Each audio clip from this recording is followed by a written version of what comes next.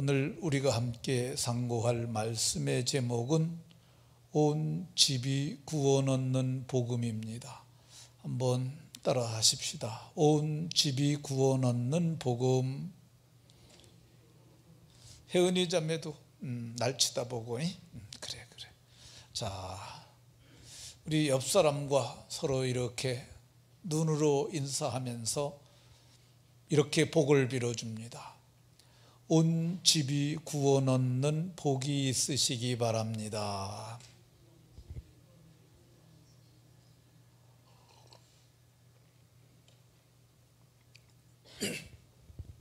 여러분들로 말미암아서 온 집이 구원받는 복이 있으시기를 예수님 이름으로 축원합니다. 우리는 주 예수를 믿으면 너와 내 집이 구원받는다는 이야기를 참 많이 들었습니다. 길거리에 있는 전도자들도 과거에 띠를 띠고 그렇게 말하는 사람들 참 많이 보았습니다. 보기만 한 것이 아니라 우리도 전도할 때 주 예수를 믿으면 너도 내 집도 구원받아라고 이렇게 말한 적이 있습니다. 그러면 오늘 간수의 질문에 바울 사도가 답변한 너와 내 집이 구원받는다고 한 그 구원이라는 게 도대체 뭘까? 구원이라는 말은 건짐받는다는 뜻입니다. 위경에서, 위험한 지경에서 건짐받는 것, 그거 구원입니다. 예를 들어서 말씀을 드리면 어떤 사람이 가을 단풍 보려고 산행을 떠났어요. 가다가 절벽 위에서 아주 대물 같아 보이는 도라지를 하나 발견하게 됩니다. 저 도라지가 분명히 대물인데 저걸 캐서 가져갔으면 좋겠다는 생각을 합니다. 근데 너무 위험해요. 어떡할까? 그냥 갈까 캘까 하다가 캐는 걸 선택을 합니다. 그래서 이 등산 장비 중에서 뾰족한 걸 가지고 가서 거기서 도라지를 캤어요. 정말 대물이었어요. 이야, 이렇게 큰 거를 내가 캤다니, 이렇게 위험한 데서 캤다니. 그러고 돌아서는데 그만 발밑에 돌이 무너지면서 추락을 하고 맙니다. 근데 추락을 하고 나서 정신을 잃었어요. 얼마만큼 지나서 눈을 떠보니까 이 날이 이제 해가 질 때가 됐어요. 내가 지금 떨어져서 많이 다친 모양인데 이 스마트폰으로 119에 전화를 해야겠다고 생각하고 찾으니까 스마트폰이 없는 거야. 어떡하나. 근데 몸을 움직여 보니까 도저히 여기서 헤어나갈 수가 없어요. 그래서 누구 지나가는 사람 있나 쳐다보는데 사람도 없어요. 그래도 거기서 소리를 지릅니다. 힘을 내서 사람 살려요. 그런데 얼마 있다 보니까 사람들이 내려오는 소리가 나는 거예요. 그 사람들을 보고 소리를 지릅니다. 사람 살려요. 나 좀 도와주세요. 그런데 그 사람들이 못 듣고 지나가는 거예요. 얼마나 안타깝습니까? 저 사람들 지나가면 해도 저물고 나는 여기서 밤새도록 아픈 상태로 있다 얼어 죽고 말 것 같은데 어떡하나. 목 참고 소리를 내서 날 좀 살려주세요. 그런데 한 사람이 무슨 소리 났나 봐. 그러면서 쳐다보는 거야. 그래서 손을 흔들면서 내가 여기 떨어져서 다쳤어요. 날 좀 구해주세요. 119에 연락 좀 해주세요. 근데 그 사람들이 듣고 알았어요. 우리가 얼른 해줄게요. 119에 연락을 해서 119 구조대원들이 오고 그를 데려다가 병원에서 치료하고 그가 건짐받았어요. 이거 위경에서 건짐받은 구원 맞습니다. 성경은 질병에서 구원받은 것도 구원이라고 말합니다. 이 마가복음 5장에 보게 되면 12해를 혈루병으로 앓았던 한 여인이 나옵니다. 12년이니까 긴 병이잖아요. 혈루증은 여성의 아기집으로부터 병이 생겨서 피가 흘러내리는 병이에요. 이거를 유출병이라고도 부르는데, 피 흘리는 여자는 율법에 의하면 부정한 여자야. 그러니까 이 여자는 나는 부정한 여자였어요. 그런데 이걸 좀 고쳐보려고 많은 의원들을 찾아갔어요. 근데 많은 의원들 찾아갔는데 뛰어야지.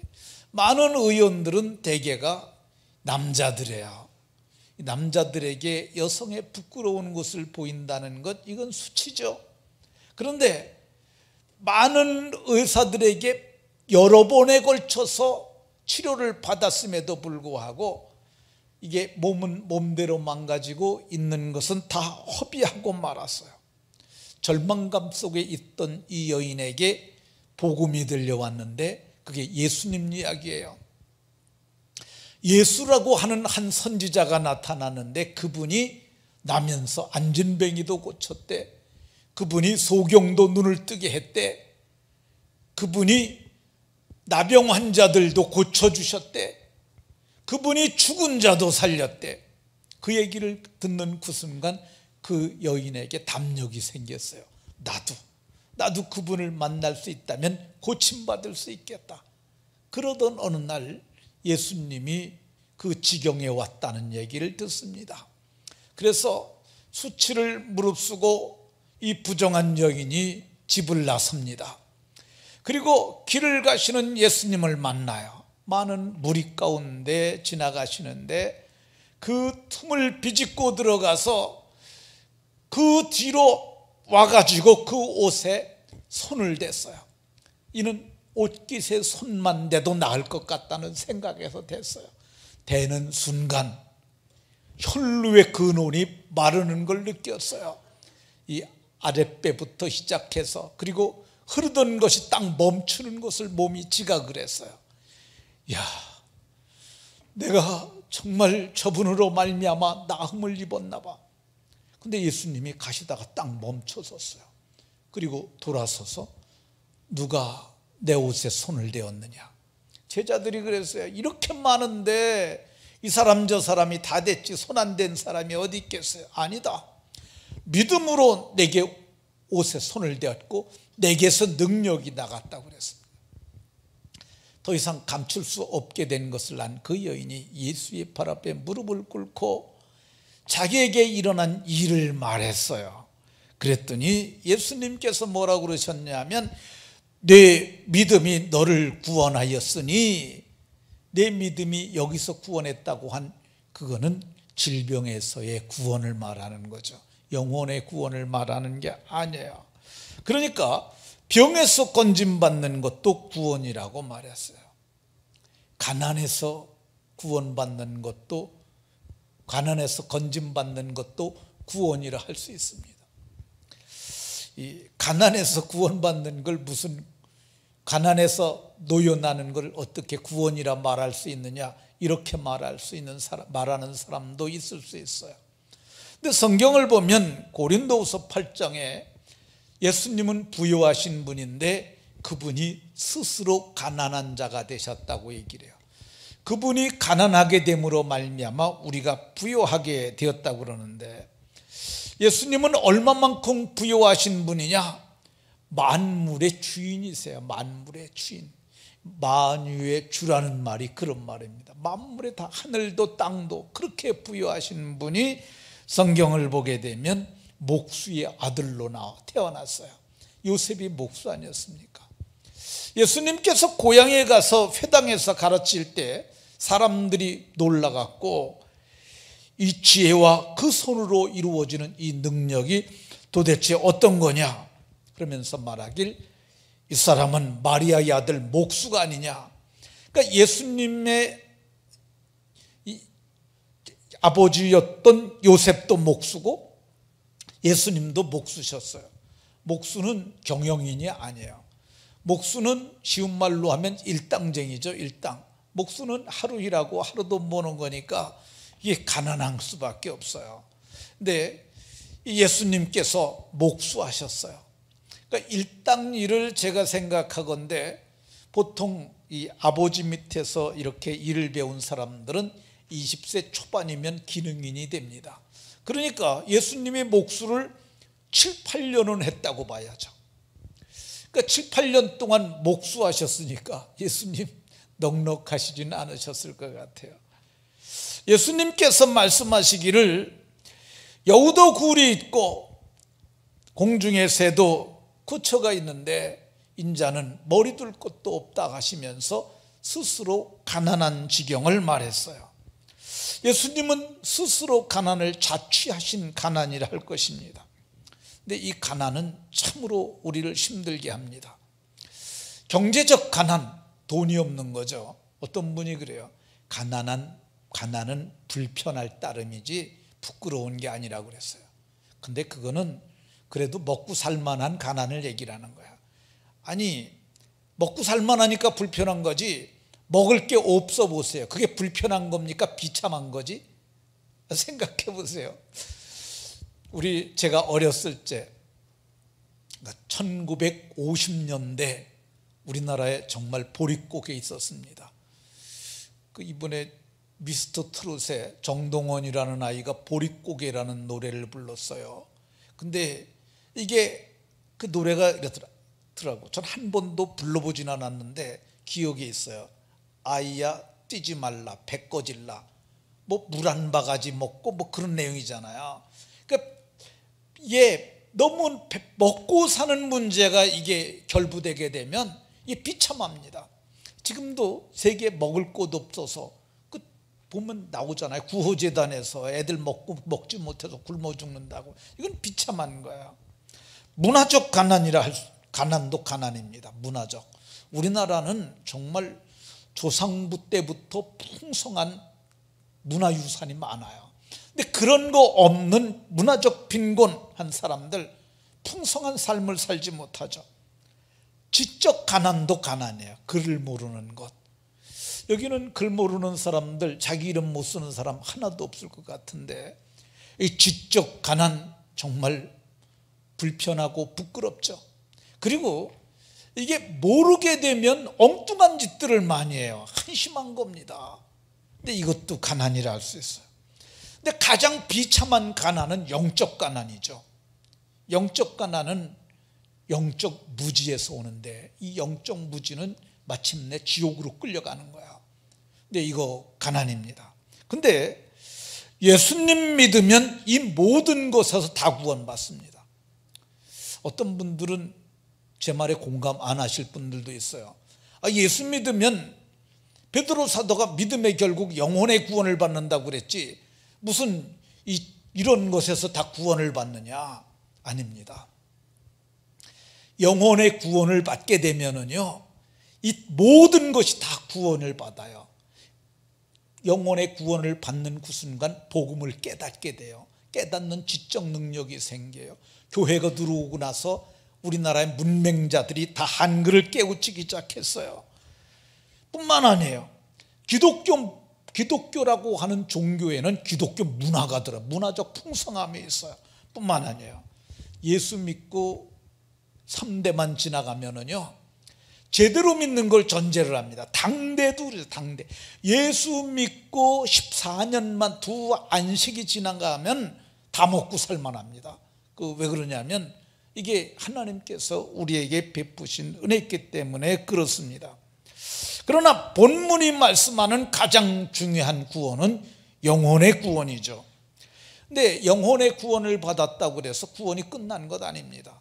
그거는 우리 영혼만 구원받은 거야. 아직 몸의 구원이 이루어지지 않았어요. 그러니까 우리의 구원은 전인적 구원인데 우리의 전인적 구원은 언제 이루어지느냐? 우리의 낮은 몸을 자기 영광의 몸의 형체와 같이 변케 하실 때 그때 우리는 전인적 구원이 완성될 줄로 믿으시기 바랍니다. 그럼 왜 우리가 구원을 받아야 할까? 우리가 허물과 죄로 죽었기 때문에 그렇습니다. 어떤 사람들은 죽어가는 인생들이라고 얘기를 해요. 저 불쌍한 죽어가는 인생들을 구원하기. 죽어가는 거 아니고요. 저 잘 보세요. 죄로 죽었다고 얘기를 하고 있어요. 죄로 죽었어요. 근데 이 죄로 죽었기 때문에 구원이 필요한 거야. 언제 죽었느냐? 인간은 몰라요. 그러니까 인간의 지식으로 알 수가 없어요. 그래서 하나님께서 그거를 계시하여 놓은, 하나님이 알려준 책 성경에 그 인류의 과거가 자세히 나와 있는데, 이 인간은 원래 하나님이 창설하신 에덴이라고 하는 동산에 살았다고 성경이 말해요. 그 동산은 죄도 없고, 거기는 죄 없이 지음을 받은 아담과 하와라는 사람이 살았다고 얘기를 합니다. 하나님께서 동산 중앙에 생명나무를 심어 놓고 아담과 하와가 생명나무의 열매를 따먹고 영생하게 하려고 계획을 하셨어요. 그런데 그 첫사람 아담 한 사람이 범죄함으로 말미암아 죄가 세상에 들어왔고, 죄로 말미암아 사망이 왔다고 이렇게 말씀하고 있습니다. 그러니까 이게 아담이 지은 죄예요. 한 사람으로 말미암아 죄가 들어왔고, 그래서 인간은 이 죄 때문에 영원히 멸망받을 수밖에 없는데, 하나님께서, 긍휼에 풍성하신 하나님께서 예수님을 이 땅에 보내셔서 그로 말미암아 우리가 구원받을 수 있도록 구원의 길을 열어놓으셨으니 이 말씀이 얼마나 좋습니까? 그래서 이 말씀을 우리는 복음이라고 불러요. 복음, 복된 소식이다. 유앙겔리온, 유가 좋다는 것이고 앙겔리온이 소식이야, 좋은 소식이라고 이렇게 말합니다. 그러면 우리를 위하여 베푸신 구원의 은총을 인하여 우리가 믿어 구원받으면 어떤 일이 일어날까? 어떤 일이 일어나기에 좋은 걸까? 첫 번째로 죄사함을 받습니다.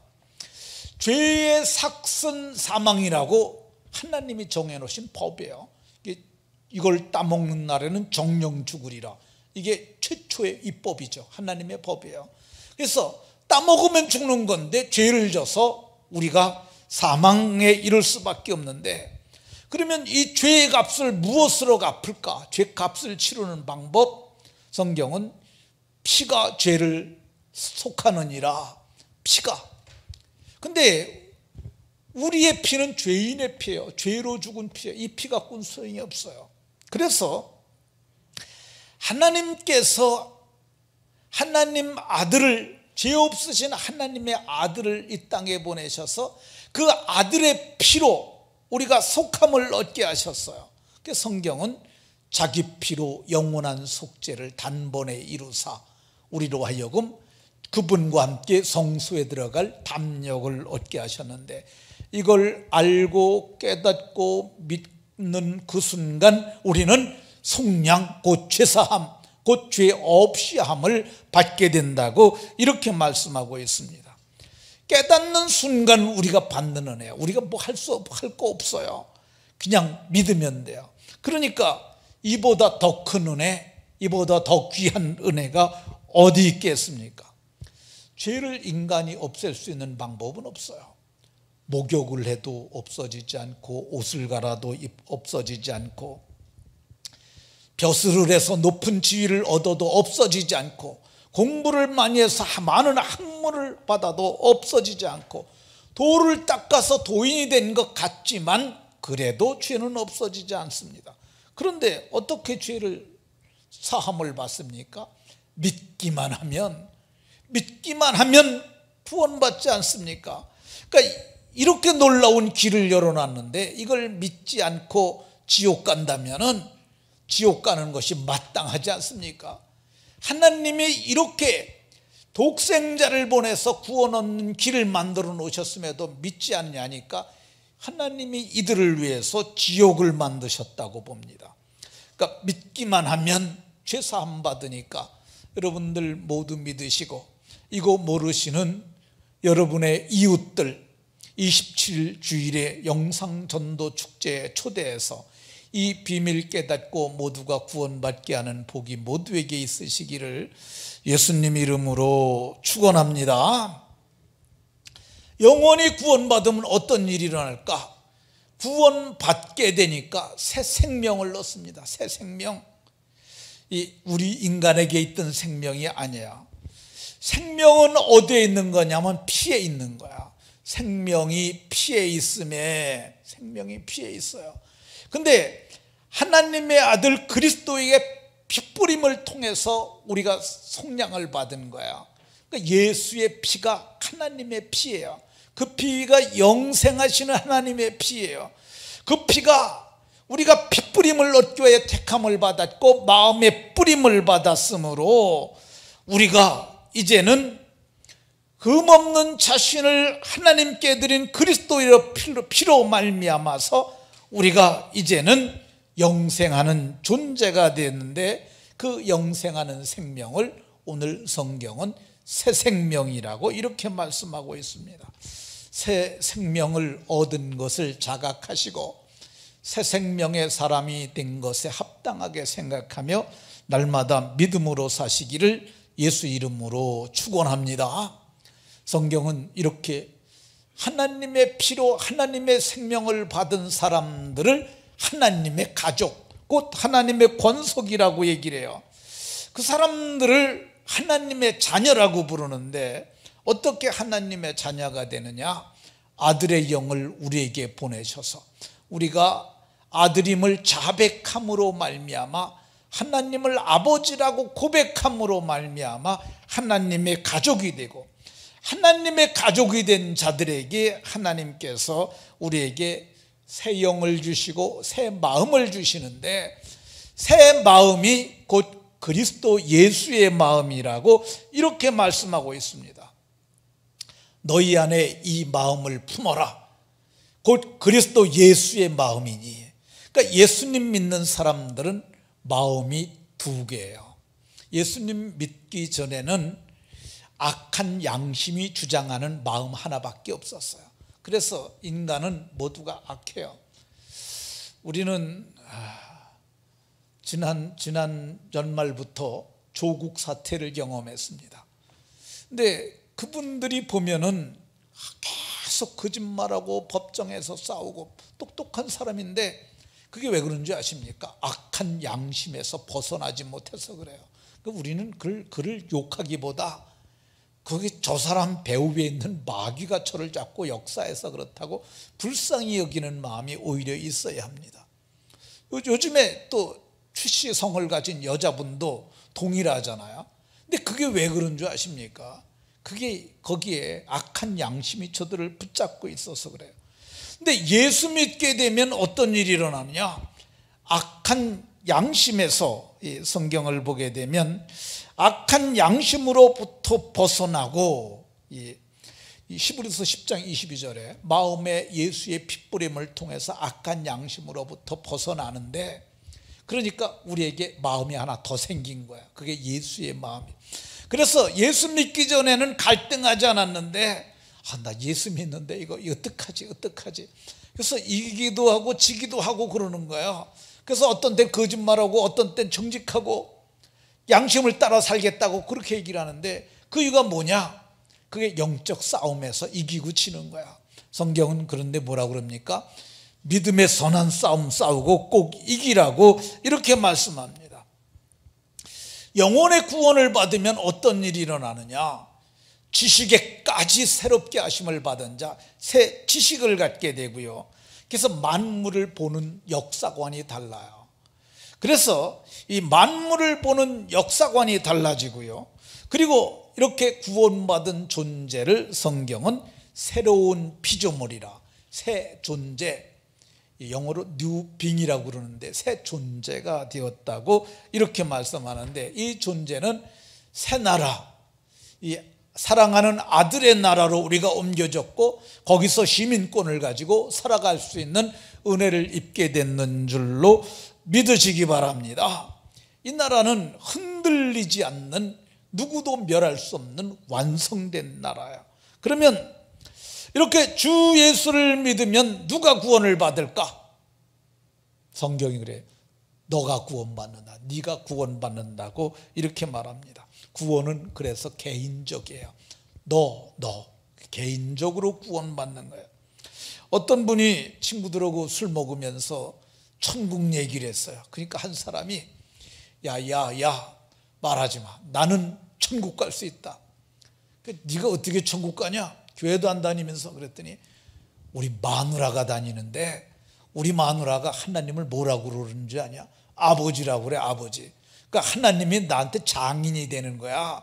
그 장인이 나를 천국에 안 데려갈 것 같으냐? 근데 그거 잘 모르는 거죠. 구원은 개인적이라는 거 깨달으시기 바랍니다. 주 예수를 믿으면 누가 구원을 받을까? 너와 내 집이 구원을 받는다고 얘기를 합니다. 여기서 얘기하는 내 집은 건물이 구원받는다는 게 아니라 사람을 얘기하는 가족들. 그러니까 내가 믿으면 내 집이 구원을 받는 거야. 실제로 제가 예수님을 믿고 제가 구원을 받았습니다. 그리고 나서 제 동생에게 막내 남동생에게 말했습니다. 너도 이제 교회를 가도록 해라. 그랬더니 얘가 알았다 그러면서 쫄래쫄래 교회를 다녔어요. 지금도 잘 다니고 있습니다. 그 집이 다 믿어요. 그리고 나서 이제 제가 결혼을 제 아내와 하게 됐는데 결혼식 하던 날 저희 어머니가 교회 가자는 말 안 했어요.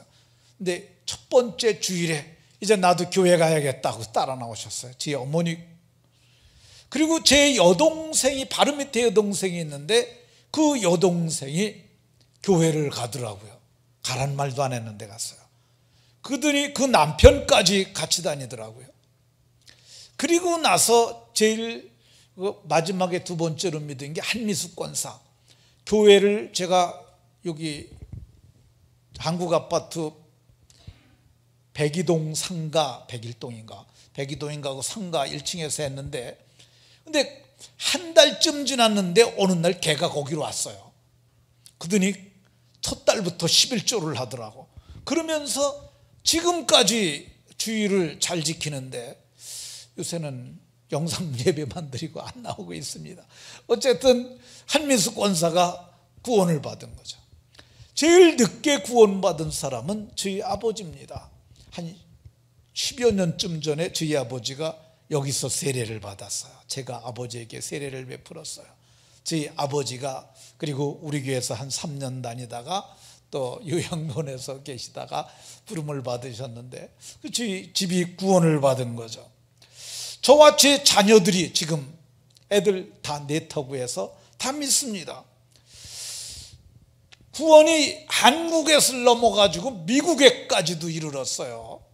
보면 제 딸로 첫 번째 딸의 가족이 다 예수님을 믿습니다. 근데 지금 하나가 더 태어났거든요. 제가 사랑이고 그 밑에가 하랑인데 저는 하랑이도 이미 구원 받을 거라고 믿어요. 근데 이 사랑이가 제가 이제 만 2살이 됐어요. 2살이 됐는데 엊그저께 거기에 인스타그램을 통해서 동영상이 하나 올라왔는데 제가 그러는 거야.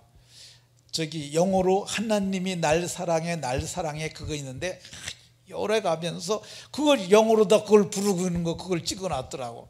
근데 제가 보기에 지금 조나이 때부터 하나님이 날 사랑한다고 즐겁게 영상을 보고 춤을 추는 애가 구원에 이르지 않겠어요? 저는 주 예수를 믿으면 너와 내 집이 구원을 받는다고 그러는데 저는 당대에 다 이루어졌다고 봅니다. 주 예수를 믿으면 언제 구원받을까? 오늘 간수의 집은 그날 다 구원받아요. 그날 밤에 이 간수에게 그 사람과 그 집에 있는 모든 사람에게 바울 사도가 복음을 전했어요. 그러니까 복음을 듣고 복음을 믿었어요. 그리고 바울 사도가 이제 딴 데로 가야 되니까 세례를 받겠느냐 그랬더니 다 세례 받겠다고 그래서 자기와 온 가족이 세례를 받고 그 집안이 하나님을 믿음으로 큰 기쁨이 있었다고 이렇게 얘기를 합니다. 근데 보편적으로 주 예수를 믿으면 구원받는 구원의 차서가 있는데 누가 먼저 구원받느냐? 믿은 자가 구원받고 그 나중에 가족들이 구원을 받습니다. 가족들이 구원받는 이유가 뭐냐?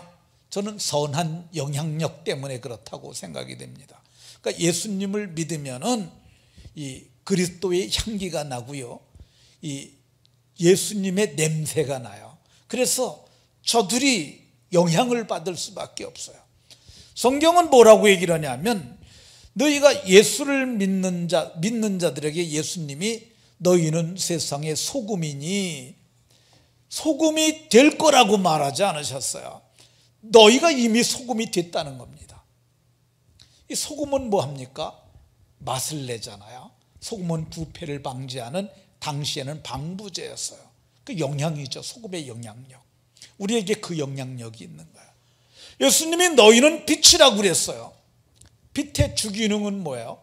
어둠을 밝히는 거죠. 그렇죠? 그리고 빛의, 성경에서 얘기하는 빛은 어떤 거냐면 착한 행실이에요. 너희의 착한 행실들을 사람에게 비추게 해서. 그러니까 이 착한 일하는 거, 그리고 어둠을 밝히는 이것을 통해서 영향력이 있는 거죠. 예수님을 믿는 사람들은 온유하고 겸손한 그리스도의 성품을 가질 수밖에 없어요. 왜 그러냐면 우리가 그분의 피로 속량받았기 때문에 그 피 속에 그분의 DNA가 있어요. 그러니까 예수님처럼 온유하고 겸손한, 이게 신성한 성품이에요. 신성한 성품이기도 해요. 그러니까 이런 성품이 영향을 입게 되는 거죠. 그래서 예수님 믿고, 지금 믿는다는 말은 엉성하게 믿는다든가 가짜 비스트로먹게 믿는 거 얘기하는 게 아니라 진짜로 믿는 거예요.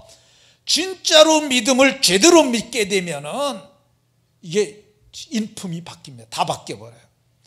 예수님을 믿으면 어떤 일이 일어나느냐? 재물관이 바뀌어요.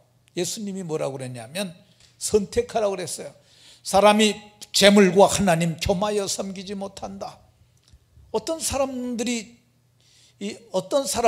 예수 믿으면서도 재물을 섬겨요. 그러니까 재물의 노예가 되고 돈이 시키는 대로 하고 그렇게 삽니다. 근데 하나님을 섬기기로 작정한 사람은 재물을 하나님 뜻대로 써요. 그러니까 재물을 다스리면서 사는 거죠. 그래서 여기서 얘기하는 강조점은 뭐냐면 너희들이 하나님을 섬긴다는 믿음의 고백으로 11조 드리라고 말씀하신 거예요. 그러니까 11조는 어떤 분들은 율법이라고 얘기를 하는데 그 무식해서 하는 소리예요. 성경 보면은 율법의 이전에 아브라함이 먼저 11조 드렸어요. 아브라함 뒤에, 그 뒤에 한 500년 뒤에 모세가 나왔어요. 율법은 모세로부터 온 거야. 율법 아니에요. 우리가 이렇게 바른 재물관을 가지고 살다 보면 영향력이 풍겨나갈 수밖에 없어요. 그러니까 집이 구원받는 거예요. 저희 어머니가 제가 예수 믿고 술 꾸는 거 하나만 가지고 감탄을 하셨어요. 탄복하셨어요. 이야, 예수 믿더니 바로 술을 끊어가지고. 저희 어머니가 얼마나 제가 오토바이 타고 다니니까 걱정했는 줄 아십니까? 술 먹고 오토바이 타니까. 제가 생각해도 예수 안 믿었으면 오토바이 타고 제가 차바퀴 밑에까지 거진 들어갔다 나온 적도 있거든요. 저기 60 트럭이라고 엄청난 큰 트럭인데 그 트럭이 좌회전을 하는데 제가 오른쪽 차선, 왼쪽으로 좌회전하는데 오른쪽으로 직진하려고 그러는데 그 차가 트는 거예요. 그래서 싹 오토바이를 그냥 이렇게 누워가지고 나왔는데, 이게 다 술 먹고 한 짓이니까 그게 참으로 한심하지 않습니까? 근데 예수 믿자마자 끊었어요. 그러니까 저희 어머니가 제 친구한테 얘기를 했어요. 야, 쟤 계속 교회 다니게 좀 도와줘라. 술 끊은 거 보니까 참 훌륭하다. 근데 예수 믿게 되면 그게 나타나는 현상들이에요. 예수 믿으면 왜 가족들이 구원을 받을까? 출애굽기 20장 6절에 보면 하나님이 은혜를 베푸시는데 천대까지, 나로부터 천대요. 나부터. 그러니까 내가 당대의 은혜를 받는 거야. 그러니까 이거 하나님의 은혜 베푸시니까 가족들이 구원을 받죠. 왜 이거 가족들이 구원을 받느냐? 마땅히 행할 길을 하는 것을 보니까 사람답게 살거든요. 사람이 가장 사람답게 살아야 되는 것 중 하나가 부모 공경이에요. 그러니까 예수 믿으면 이거 하기 시작하잖아요. 그러니까 오늘 성경은 말하길 내 집이 구원받을 수 있다고 얘기를 합니다. 주 예수를 믿으면 구원을 받는다고 했는데 구원받으면 어떤 복이 일어날까? 당대의 100배의 복을 받습니다. 이게 현세야, 현세. 하나님께서 말씀하시길 예수 그리스도를 통해서 현세의 100배의 복을 받는다고 얘기를 합니다. 구원받으면은요, 말하는 것이 달라져요. 구원받으면은요, 생각하는 것이 달라져요.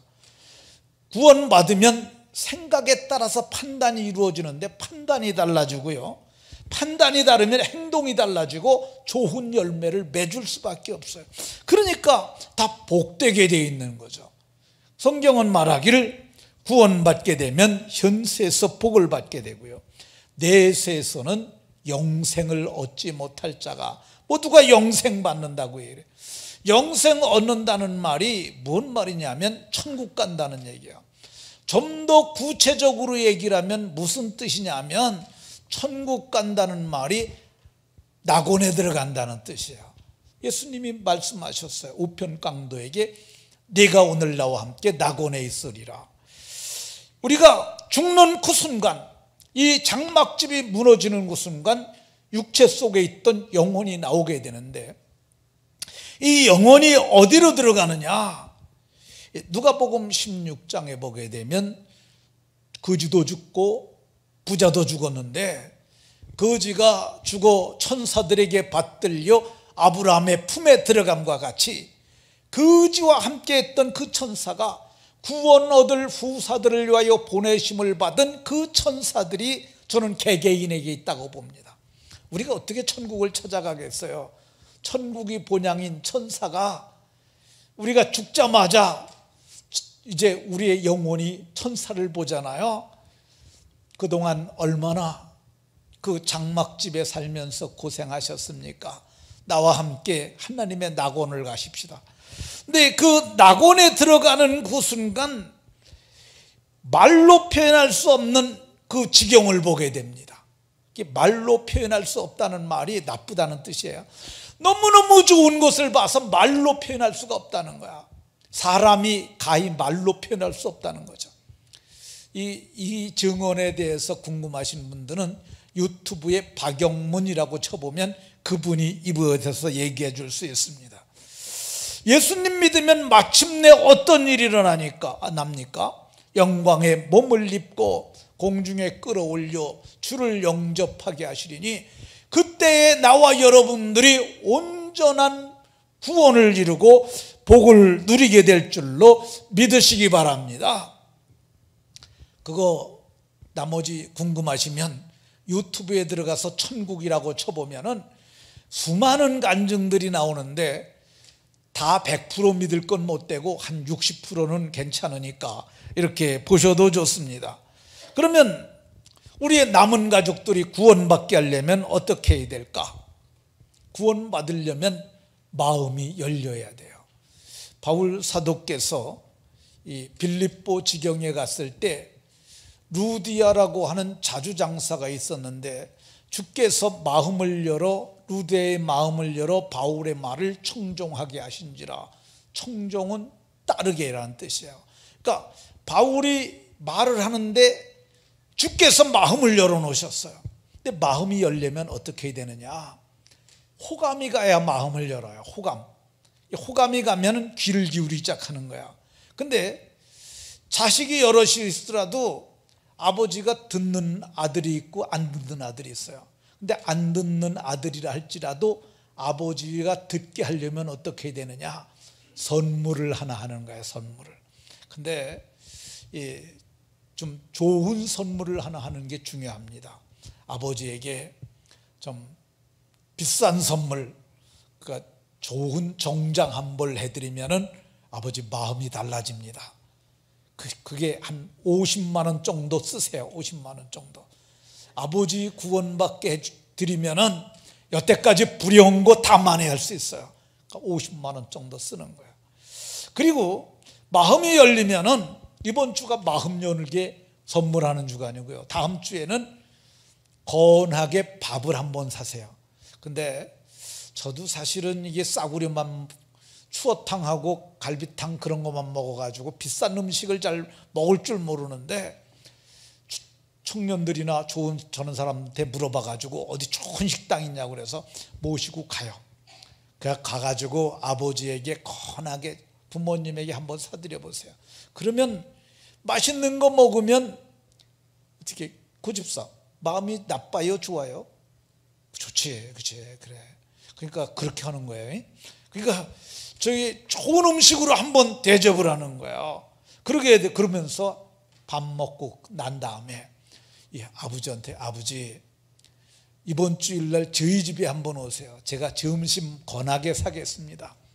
그리고 그때 저희하고 텔레비 1시간만 보세요. 저희 목사님이 천국 가는 방법 가르쳐 준다는데 아버지 이거 듣고 꼭 천국 갔으면 좋겠습니다. 그러면은 좀 아버지가 좀 뜰뜨름하긴 하지만은 그래도 먹은 게 있으니까 그래 알았다. 그 오실 확률이 높습니다. 근데 문제는 뭐냐면 멀리 계신 전라도에 있는 아버님, 경상도 계신 어머님 어떻게 하겠어요? 찾아가면 됩니다. 이번에 우리 교회는 못 모시고 오잖아요. 그러니까 아버지 집에 전화를 해가지고 어머니 집에 전화를 해서 상황을 물어봐요. 거기 유튜브가 나올 수 있는가. 그리고 대개 노인들은 텔레비 오래된 거 갖고 계세요. 그러니까 텔레비를 유튜브 채널이 내장된 걸 하나 사는 거예요. 저희가 42인치짜리